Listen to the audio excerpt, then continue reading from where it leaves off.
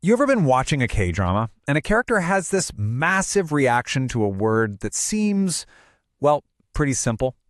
That is exactly what we're going to break down today, using this one amazing scene from Hometown Cha-Cha-Cha.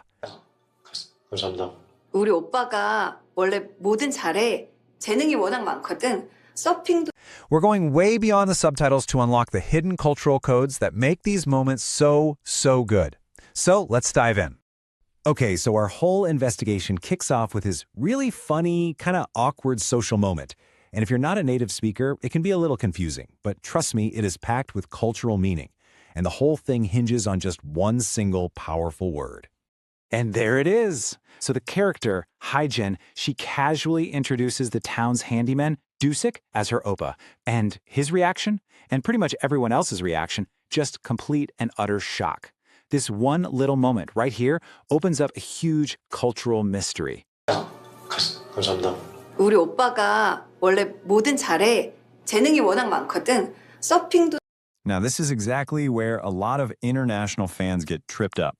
I mean, if Oppa just means older brother, why is he so shocked? Are they secretly related or something? Well, the short answer is no. But the long answer, oh, that's where things get really interesting. So, here's the heart of the whole misunderstanding. The literal dictionary definition of Oppa is what a woman calls her actual biological older brother. But its real-world use is so much broader. In K-dramas and in real life, it's a social term. It's for any guy who's a bit older than you that you feel close to. A friend, a crush, a boyfriend.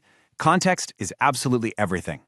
And that brings us to this idea of an unspoken social contract. See, when Haejin calls Dusik Oppa, she's not just saying a word, she's signaling a certain level of informal, friendly intimacy. It's almost like she's trying to hit the fast-forward button on their relationship. And Dusik, well, he's just not there yet. He is completely caught off guard, and that's why he looks so shocked. All right, let's pivot a little. We're going to go from social terms to another absolutely critical part of K-drama culture, food. Because in these shows, a meal is almost never just a meal. It's a language all on its own, a way of saying things that can't be said with words. The key concept here, the word you really need to know, is Jeong. Now, there's no perfect English translation, but think of it as this deep, warm, communal bond. 저부터 보니 이게 어째 그래 사람이 패는지 좀만 기다려요. 요 계기에 이 김치 잔치를 요래 싸서 먹어봐요. 참 맛있다니. 해봐.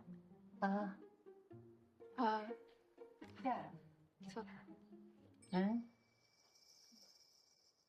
It's a feeling of affection and attachment. It's kind of like the invisible glue in so many relationships. And one of the most common ways it gets expressed is through the simple act of sharing food. And the perfect example of Jeong in action is the Ssam gesture. This is when someone, usually an elder, carefully makes a little wrap of lettuce with rice and meat and then offers it to you directly. It's this incredibly powerful, nonverbal way of showing care, affection, and saying, "You're welcome here." So, if you ever find yourself in this situation, here's your cultural playbook. First, you've got to recognize what's happening. This is a big deal, a real gesture of welcome. And second, the proper way to respond is to accept it, and you really want to use both hands to show respect. Honestly, even if you're totally stuffed, accepting the Ssam is how you honor the incredible kindness behind it. Okay, so we've covered the social cues and the cultural actions. Now let's zoom in on the language itself. How do the characters actually talk about their anxieties around these exact situations? Well, it all boils down to one specific little piece of grammar. 뭐야 갑자기? 아니 그냥 또 내 섣부른 행동이 친구한테 오해를 제공할까 봐.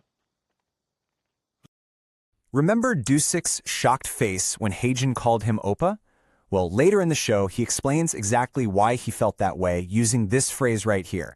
He says, "I was afraid it might cause a misunderstanding." See? His worry connects directly back to that social contract idea we talked about, that she was jumping the gun. The key piece of grammar he uses is lkka. And this isn't just some boring rule. It's like a window into a character's mind. You use it to talk about a worry or a fear about something that might happen, and it's almost always followed by what you did to try and prevent it. And you hear this pattern all the time in everyday conversations. Like, I was worried it might rain, so I brought an umbrella. Or maybe I was worried I'd be late, so I took a taxi. It's basically the grammar for explaining the why behind your actions, and it's always rooted in some kind of anxiety. So, we've unpacked the social cues, the cultural gestures, and the grammar of worry. Now, let's pull it all together into a simple little toolkit that you can use the next time you're settling in to watch your favorite K-drama. Think of this as your new K-drama decoder ring. From now on, when you hear a woman call a guy who's not her brother, Oppa, look for that subtext. Are they close, or does she want to be? When you see someone offer a Ssam, you'll know it's a huge display of Jeong. And when you hear that lkka grammar, listen up, because a character is about to tell you the hidden worry that's making them do what they do. And hey, if you want to make sure all these concepts really stick, we've put together a quick, interactive quiz for you. The link is right there in the description. It's a really fun way to test out your new K-drama decoding skills. And that brings us to my final question for you.